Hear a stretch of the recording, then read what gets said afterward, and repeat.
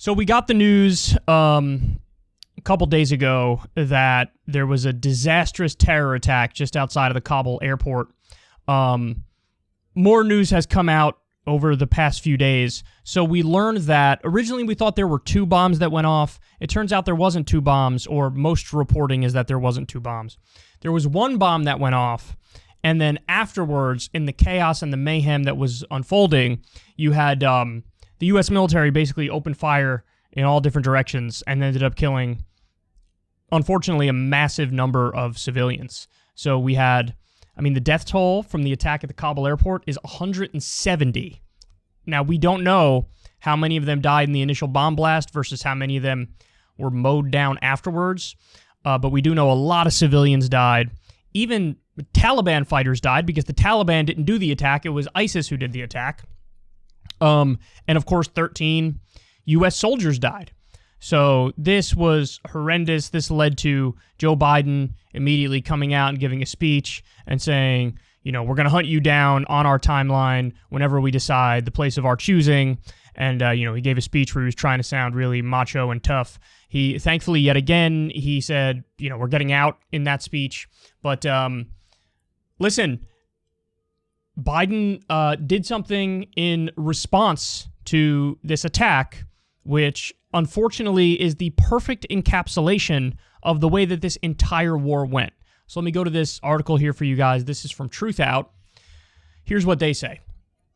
Even as he planned to withdraw all remaining U.S. troops from Afghanistan by August 31st, President Joe Biden said Saturday that the drone strike that was launched Friday night in retaliation for an attack claimed by ISIS-K, quote, was not the last.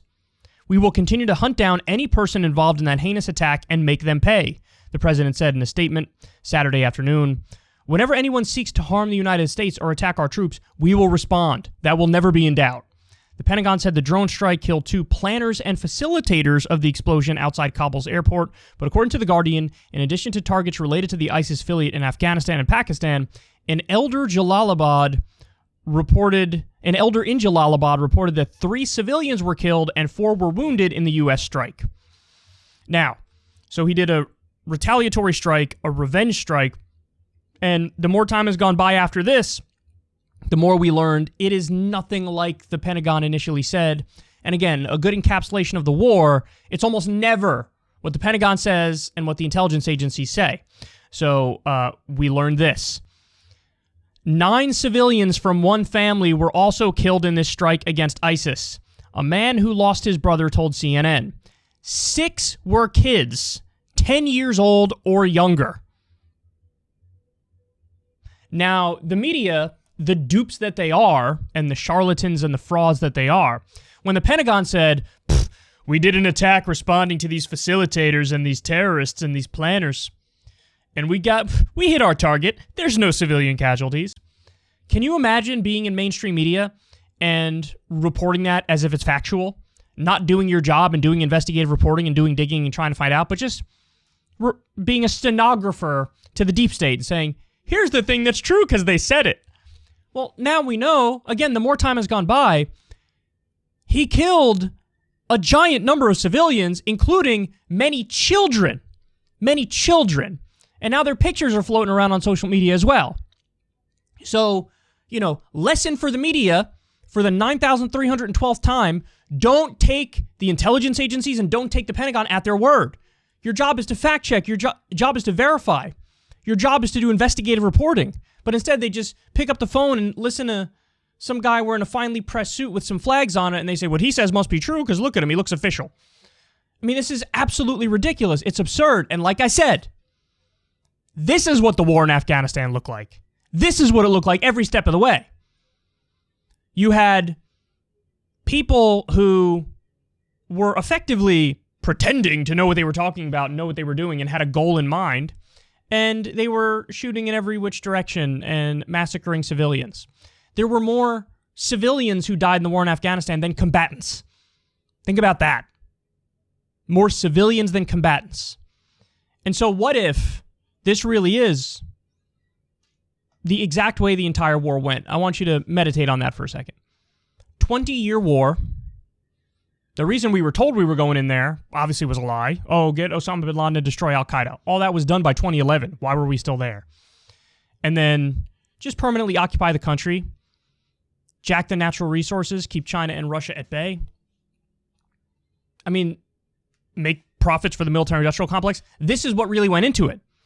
And the idea that on the ground they were, highly coordinated and doing things properly. I mean, they used to lie and argue that our laser-guided weapons can kill a mosquito from 10 miles away. Clearly not. Clearly not. Now, I don't know who fed him this intelligence. I don't know what the hell this was based on, but this right here is a war crime. Try to get revenge and retribution and do it willy-nilly and just listen to a report, obviously based on nothing, that says, oh, this is where the planner of the attack is. Are you kidding me? And now children are dead. Civilians are dead. Now, we saw an absolute meltdown from the right the other day, and from corporate Democrats, when the attack happened on the Kabul airport, an attack that they warned was coming, and we heard impeach Biden. Impeach him, or he should resign. Everybody and their mother was flipping out and condemning him. But now we learn this. I haven't heard a peep from the right. I haven't heard a peep from corporate Democrats. Is this what you want?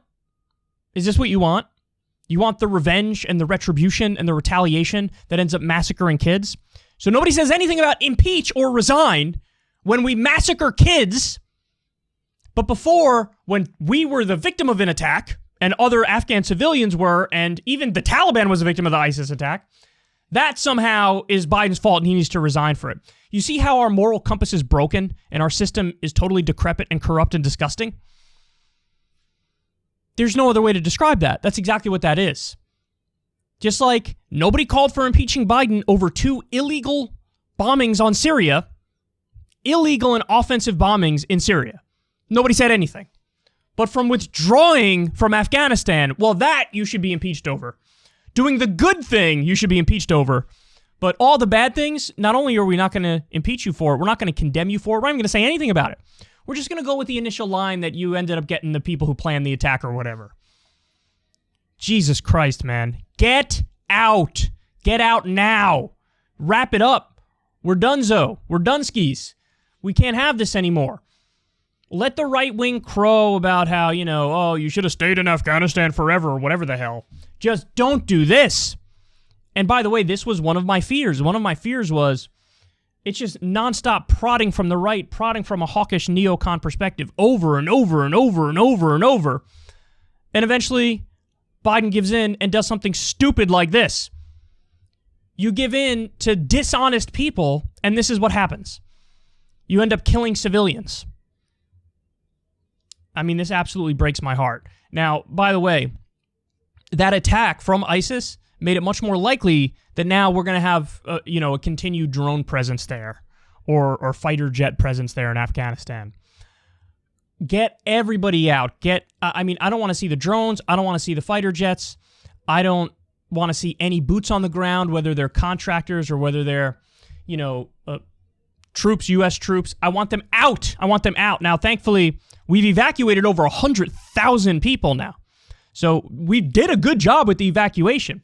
But we had this attack, and there are reports that more attacks are coming. In fact, there was a rocket attack or something last night at the Kabul airport, but I haven't seen much of an update on that, so I don't know if there were that many civilians. But you got to get out. You got to wrap it up. Don't listen to them, Joe. Don't listen to the naysayers. By the way, interesting story came out yesterday. We learned that neocons and corporate media are trying to frame it like this. The Taliban all but gave Kabul to the Americans, and Biden declined. So they're trying to frame it like that, so everybody goes, ooh, what? How could you do such a thing? The reality of the situation is what? Everybody knew that the Afghan military wasn't going to be able to hold it because they're a paper tiger, and they're totally useless. So Joe Biden declined the United States permanently running every single checkpoint in Kabul for the near future. Yeah, he did that, and that's a good thing. In other words, Joe Biden was like, no, we're gonzo. We're out of here. We're not doing it anymore. That's it. So, but look at all the little traps that had to be avoided on the way out, where they try to, whether it's the deep state or the corporate Democrats or the Republicans or negotiators where they try to get you to bend just a little bit. Keep just a few more people there. What if we did this middle ground, this non-existent middle ground, which would be a total disaster? And thankfully, to that point, Joe stuck to his guns. No, we're getting out. No, we're getting out. No, we're getting out. This is the biggest problem yet. This is a war crime. That's what this is. But again, it's amazing that you don't see the outcry from anybody except left Twitter over this. But everybody was screaming, impeach, resign, and worst president ever, when he did the right thing and withdrew. And there was an attack, no fault of his own. He didn't do anything wrong. And there was an attack, and somehow he needs to resign over that when we're the victim of something. But when we actively, offensively massacre children, mum's the word. Because this is the status quo. This is what we're used to. And it gets right back to the point we've made a million times. Selective outrage.